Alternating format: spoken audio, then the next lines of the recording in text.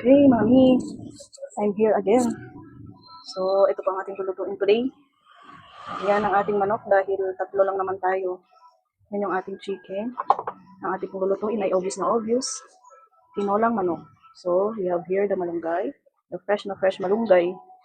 Then, ginger, garlic, onion, green chilies, and lemongrass. Tapos, ating papaya. Tapos, ibahin natin ngayon yung pangalawang hugas bigas ng ating isasabaw. Chicken na hugasan na at na-drain. So, let's start. Mainit na, so lagay na natin ang ginger, ang ating luya. So, hindi po talaga ako naglalagay ng sobrang mantika, lalo na sa mga sabaw-sabaw. Then, garlic. Medyo malaki po yung ating lutuan. Pero okay lang po yun. At least hindi po magkatapon-tapon. Walang talsik-talsik, gano'n. Sila onion. Konti lang po ito kasi tatlo lang naman po.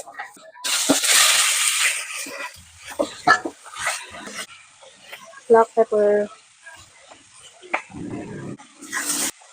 Kailangan po pag nag-gisa-gisa para hindi po siya malansa. Ayan. Yung hindi na siya mapula.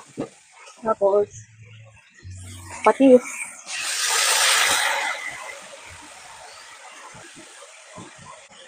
Then, sinasabay ko pa dito yung papaya. Kasi medyo matigas po ang papaya. Compare po kasi sa sayote, mas matigas ang papaya. Kaya sinasabay ko na po siya sa chicken. Ang ating hugas-hugas. So, hindi siguro natin lalahatin dahil napakadami. And then, ang ating tanlad, lemongrass. So, lagyan na natin ang salt.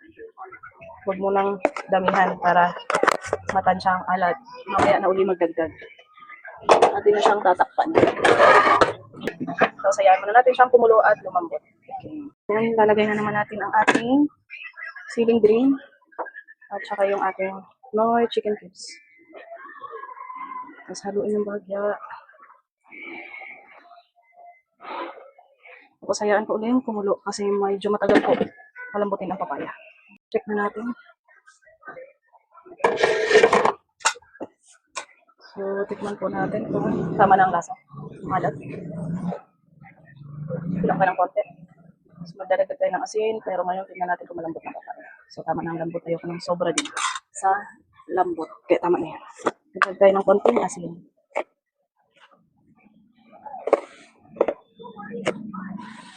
Ayan. So, ilagay na natin ang malunggay. Lugasan na natin ito. Ilagay na natin.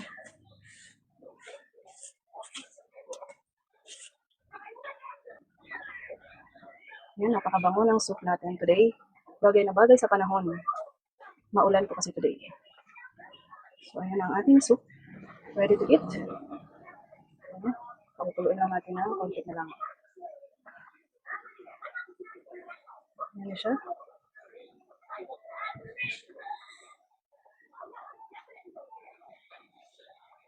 So, patay na natin yung apoy.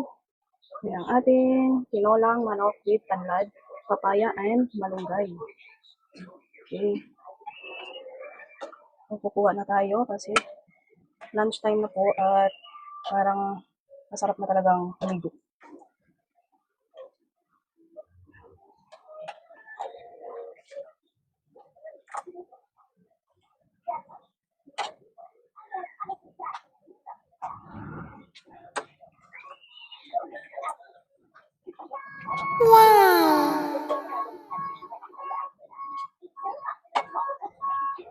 Oops.